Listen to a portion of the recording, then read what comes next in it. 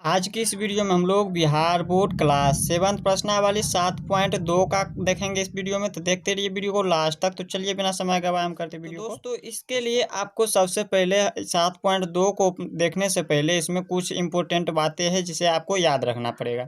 तो चलिए हम इसमें देख लीजिए, यही है जो आपको याद रखना पड़ेगा। सबसे पहला है यहाँ पे देख लीजिए एस का मतलब क्या होता है। तो सबसे पहले एस का मतलब जानते हैं। एस में देखिए यहाँ पे एस का मतलब होता है साइड, इनको कहते हैं साइड। इसी प्रकार से दूसरा एस को भी कहेंगे साइड, और इसी प्रकार से तीसरा को भी कहेंगे साइड।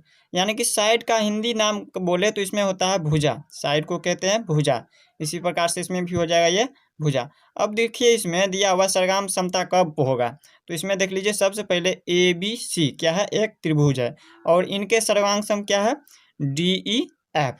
तो इसमें देख लीजिए, इसमें यहाँ पे इनके समान भुजा होना चाहिए, इनके संगत भुजा समान हो इनके। तो यहाँ पे देख लीजिए इनके अगर समान ये होगा तब जाकर ये क्या होगा, सर्वांग सम होगा। तो कैसे, तो यहाँ पे देख लीजिए इसका मतलब ये नहीं कि ए बी के समान दूसरा डी और एफ हो जाएगा, इसका मतलब ये नहीं होगा, ये गलत हो जाएगा। इसका संगत होना चाहिए, यानी कि ए बी के समान होना चाहिए डी ई। अब कैसे जाने, तो इसमें देख लीजिए इसमें दिया हुआ है त्रिभुज ए बी सी, यानी कि इसमें ए बी के समान होना चाहिए क्या, डी ई। इसमें डी ई यानी कि ये है डी ई, इनके समान यहाँ पे ए बी के समान होना चाहिए डी ई। इसी प्रकार से यहाँ पे देख लीजिए दूसरा हो जाएगा बी सी, इसमें है बी सी के समान क्या हो जाएगा इसमें ई एफ, इसमें इनके समान हो जाएगा ये हमारा हो जाएगा ई एफ। और इसी प्रकार से यहाँ पे देखिए तीसरा हो जाएगा यहाँ पे ए सी के समान क्या हो जाएगा इसमें डी एफ, ए सी के समान यहाँ पे ए सी के संगत यानी कि संगत भुजा हो जाएगा इसका डी एफ, इसका डी एफ ये वाला भुजा हो जाएगा इनका, इनके समान। याद रखिएगा इस प्रकार से होता है इसमें संगत भुजा। अगर यहाँ पे सिर्फ और सिर्फ भुजा दिया रहे तो इस प्रकार से हम लिखेंगे। तो इसका मतलब यहाँ पे इसके समान इस प्रकार से होगा तब जाकर क्या होगा, ये अगर तीन भुजा सिर्फ और सिर्फ भुजा दिया रहे तीन ठो तो क्या हो जाएगा एस एस एस, उसमें लगाएंगे हम एस एस एस, ये काम आएगा आपको यहाँ पे 7.2 को बनाने में। अब इसी प्रकार से देख लेते हैं दूसरा नंबर। अब देखिए दूसरा नंबर क्या है, अब देखिए दूसरा नंबर है एस ए एस, सर्वांग समता प्रतिबंध। इसी प्रकार से दूसरा में देखिए एस का मतलब हमने बताया आपको साइड, साइड का हिंदी नाम होता है भुजा। और इसी प्रकार से एंगल, दूसरा में है एंगल, एंगल का मतलब होता है कोण। और फिर है साइड, साइड का मतलब भुजा। यानी कि इसमें देख लीजिए दो भुजा है और एक कोण है, और कोण कहाँ पे है, बीच में है कोण। तो यानी कि दो यहाँ पे क्या करना है आपको, भुजा लेना है। कौन कौन सा भुजा ले ले, तो कोई सा दो भुजा लेना है। यहाँ पे मान लीजिए अगर ये भुजा पहला ले लेते हैं और दूसरा भुजा कोई ले लीजिए, या तो ये लीजिए और ये कोनो एक ले लीजिए इसमें से। तो हम मान लीजिए इनको ले लेते हैं, पहला भुजा हम इनको ले लिया और दूसरा इनको। तो इसमें देख लीजिए यहाँ पे ये भुजा और ये भुजा, दो भुजा तो हमने ले लिया यहाँ पे, इनको कहते हैं भुजा। इस प्रकार से जो है इनको कहते हैं भुजा। और एक कोण लेना है आपको, कोण कोई सा नहीं लेना है आपको। इसमें देखिए कोण है बीच में, भुजा का बीच का कोण लेना है। भुजा देखिए पहला भुजा ये और दूसरा भुजा ये, इन दोनों के बीच का कोण कौन सा हो जाएगा, ये कोण हो जाएगा। तो हमें ये कोण लेना पड़ेगा इसमें। तो इस प्रकार से अब इनके सर्वांग सम होना चाहिए ये। इसमें आपको ये देखना है सिर्फ और सिर्फ कोण देखना है, यहाँ पे जो बीच में होना चाहिए दो भुजा के बीच में। यानी कि इसमें आपको जरूरी नहीं है अगर ये यहाँ पे है तो इसमें भी यहीं पे होना चाहिए। सिर्फ और सिर्फ आपको देखना भुजा के, दो भुजा के बीच में होना चाहिए कोण। तो इसमें दो भुजा कोई सा ले लीजिए, मान लीजिए हम यहाँ पे पहला भुजा इनको ले लेते हैं और दूसरा भुजा इनको। तो इन दोनों के बीच का कोण कौन सा हो जाएगा, इन दोनों का बीच का कोण ये हो जाएगा। तो इस प्रकार से हम किसी भी कोण को कहीं पे भी कोण नहीं लेंगे, सिर्फ और सिर्फ भुजा देखेंगे। भुजा जहाँ पे भी दो भुजा रहे उनका बीच का कोण लेंगे, तब जाकर के हो जाएगा क्या हमारा एस ए एस, यानी कि सर्वगाम समता हो जाएगा। अब है इसी प्रकार से तीसरा नंबर। अब देख लीजिए तीसरा नंबर क्या है। तीसरा नंबर है ए एस ए, यानी कि यहाँ पे ए का मतलब होता है एंगल, इनको हिंदी में कहते हैं कोण। दूसरा है साइड, साइड को कहते हैं भुजा। और तीसरा फिर है एंगल, यानी कि यहाँ पे जिस प्रकार से हमने दूसरा नंबर देखा हुआ था एस ए एस में, इसी प्रकार से इसमें दिया है, उसमें दो भुजा दिया था और इसमें दो कोण है। यानी कि दो कोण के बीच में क्या होना चाहिए, हमारा भुजा होना चाहिए। तो इसमें दो कोण कोई सा कोण ले सकते हैं आप, इसमें से कोई कोण ले लीजिए। मान लीजिए हम इनको कोण पहला मान लेते हैं, पहला कोण हमारा ये हो गया। और दूसरा कोण कोई सा ले लीजिए, ये लीजिए या फिर ये लीजिए। तो दूसरा कोण हम मान लीजिए ये ले लेते हैं, दूसरा कोण हम इनको ले लेते हैं। तो इन दोनों का बीच के यहाँ पे ये दोनों कोण के बीच का भुजा कौन सा हो जाएगा, तो हमारा ये भुजा हो जाएगा इन दोनों के बीच का कोण। तो इसी प्रकार से इनके समान दूसरा में भी करेंगे, इसमें भी कोई सा दो कोण ले लीजिए। मान लीजिए पहला कोण हम ले लेते हैं ये, और दूसरा कोण इसको ले सकते हैं या फिर इनको भी। तो हम मान लीजिए इनको ले लेते हैं।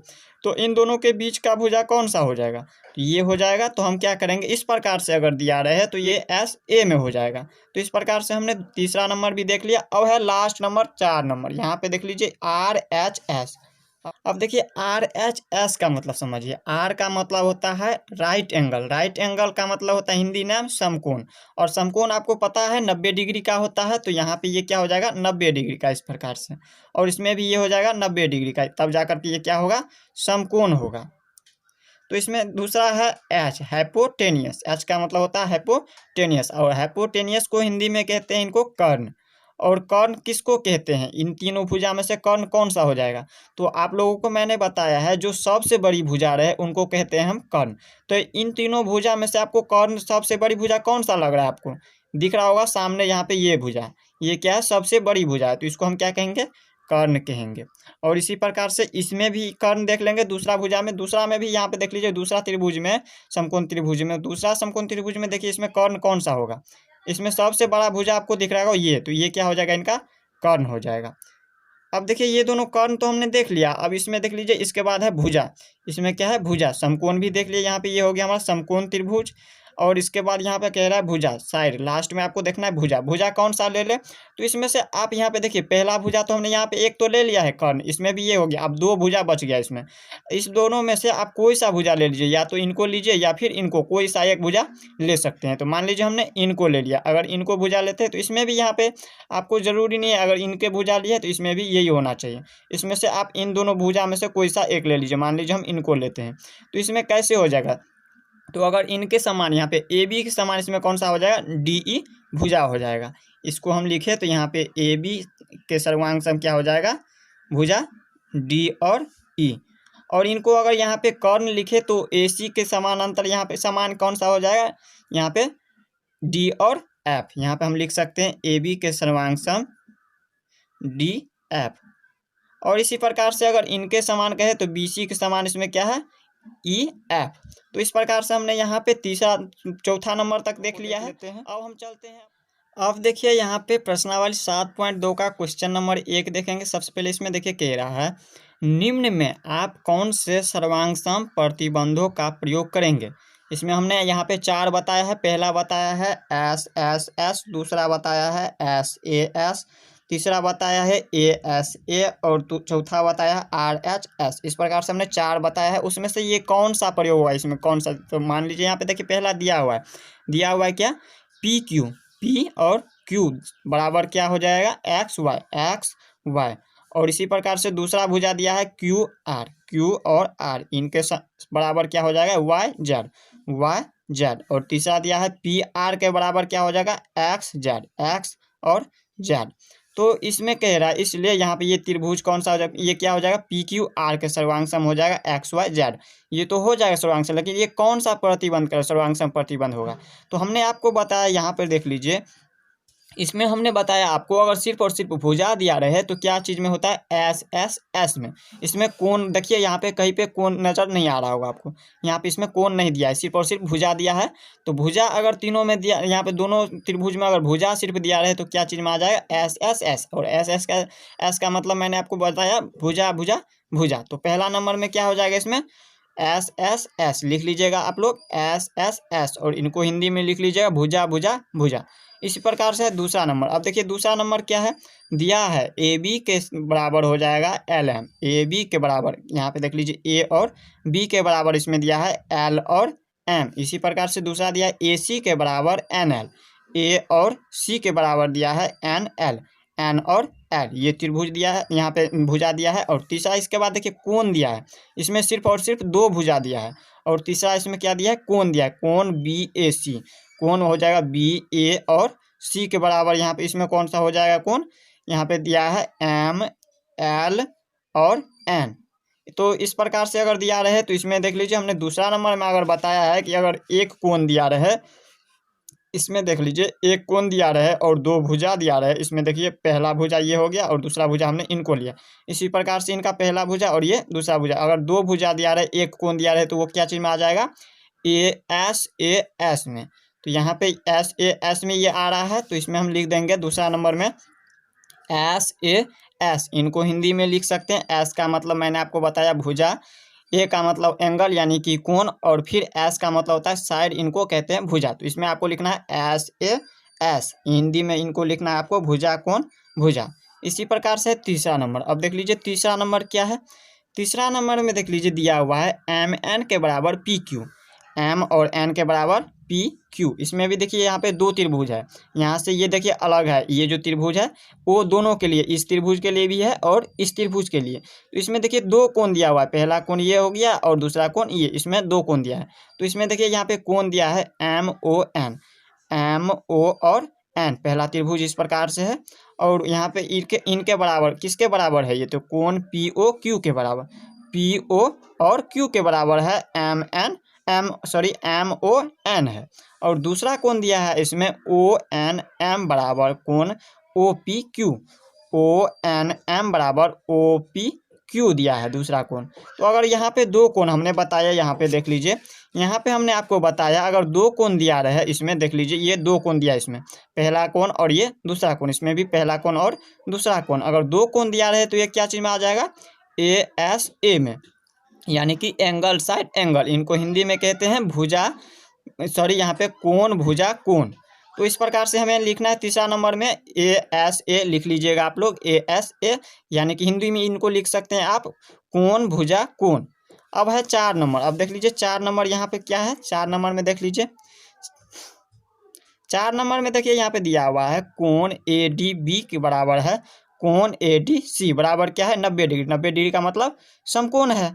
तो यहाँ पे देख लीजिए इसमें दिया हुआ है कोण A D B, A D और बी, पहला ये त्रिभुज है इस प्रकार समकोण त्रिभुज, और दूसरा समकोण त्रिभुज ए यहाँ पे दिया हुआ ए डी सी। तो ये देखिए ये जो बीच का लकीर है ये दोनों त्रिभुज के लिए, ए डी क्या है, दोनों के लिए है। तो इसमें देख लीजिए यहाँ पे 4 नंबर में ए डी और बी के बराबर क्या हो जाएगा, कोण ए डी सी। और इसमें देख लीजिए दो भुजा भी दिया हुआ है, इसमें ए डी के बराबर दिया है ए डी के भुजा के बराबर, इसमें भी यहाँ पे ए डी है, और ए बी के बराबर, ए और बी के बराबर दिया है ए सी। तो कह रहा है इसलिए ये क्या है, त्रिभुज ए बी डी के सर्वांग सम है ए सी डी। तो ये किस प्रकार का हो जाएगा, तो हमने यहाँ पे लास्ट नंबर, यहाँ पे 4 नंबर में बताया हुआ था, यहाँ पे देख लीजिए, यहाँ पे हमने बताया हुआ था जब समकोण रहे 90 डिग्री का रहे, इसमें कोण दिया, यहाँ पे एक कोण कर्ण दिया रहे, और दूसरी में यहाँ पे कर्ण के बराबर ये दूसरा कर्ण दिया रहे, और अगर उसमें देखिए यहाँ पे 90 डिग्री का और एक भुजा दिया रहे, इनके सर्वांग सम दूसरा समान कोई दूसरा इसमें भी भुजा दिया रहे, जैसे यहाँ पे ए बी के समान दूसरा भुजा इसमें है डी ई। तो इस प्रकार का रहे तो ये क्या चीज़ में आ जाएगा, आर एच एस में, यानी कि राइट एंगल, और दूसरा हाइपोटेनियस यानी कि कर्ण, और तीसरा भुजा। तो इसमें आपको लिखना है समकोण कर्ण भुजा, या फिर लिख सकते हैं आप आर एच एस। तो इस प्रकार से हमने यहाँ पे फर्स्ट नंबर देख लिया। अब देख लेते हैं सेकेंड नंबर। देखिए दूसरा नंबर दिया हुआ है इसमें, चित्र में बने दो त्रिभुज, चित्र में ये जो बना हुआ है दो त्रिभुज, पहला और ये दूसरा त्रिभुज, इसमें कह रहा है ए, पहला त्रिभुज है ए बी सी, और दूसरा दिया है त्रिभुज डी ई एफ, पहला ए और बी एंड सी, और दूसरा त्रिभुज है डी ई एफ। तो इस प्रकार से दो त्रिभुज है, इसमें कह रहा है आपस में सर्वांग समता दर्शाते हैं। आपस में क्या है, सर्वांग समता, यानी कि इनके समान है ये, तभी तो हो जाएगा ना, ये सर्वांग समता होगा। तो इसमें कह रहा है तो निम्न चरणों के लिए रिक्त स्थान को कारण भरिए। रिक्त स्थान में क्या कह रहा है, कारण भरने के लिए। तो इसमें देखिए ए सी के बराबर दिया हुआ एफ डी, ए और सी के बराबर दिया है इसमें एफ डी। तो इसमें कह रहा है कारण में क्या होगा, तो देखिए ये क्या है, भुजा है ए सी के बराबर एफ डी, भुजा कब होगा, इनके संगत, ये क्या है ए सी के संगत दिया हुआ ये एफ डी। तो इसमें क्या हो जाएगा, संगत भुजा, ये क्या है भुजा है तो भुजा, और संगत के कारण ये संगत भुजा है, तो लिखेंगे इसमें संगत भुजा के कारण, कारण तो है ही तो लिखेंगे संगत भुजा, पहला में हो जाएगा संगत भुजा। इसी प्रकार से अब देखिए दूसरा है कोण, कोण है तो कोण होगा संगत कोण। तो यहाँ पे देखिए कोण दिया हुआ है कोण बी ए सी बराबर कोण एफ डी ई, कोण बी ए सी, यहाँ पे देखिए कोण बी ए और सी बराबर दिया है कोण एफ डी और ई। तो इस प्रकार से इनके सर्वांग यहाँ पे बराबर ये है, तो ये क्या हो जाएगा, इसमें अगर भुजा दिया था तो हमने संगत भुजा बोला था, इसी प्रकार से यहाँ पे ये संगत कोण हो जाएगा। तो दूसरा नंबर में क्या हो जाएगा, संगत कोण। इसी प्रकार से तीसरा नंबर देखिए दिया हुआ है कोण ए सी बी के बराबर क्या है, कोण ई एफ डी, कोण ए सी बी के बराबर है कोण यहाँ पे ई एफ और डी। तो इसके बराबर ये है, तो हमने बताया आपको ये क्या है, कोण है। तो ये क्या हो जाएगा, संगत कोण के कारण, यहाँ पे क्या हो जाएगा, संगत कोण। तो इस प्रकार से हमने यहाँ पे दूसरा नंबर तक देख लिया इस वीडियो में। इनसे आगे हम अगले वीडियो में देखेंगे, तब तक के लिए गुड बाय।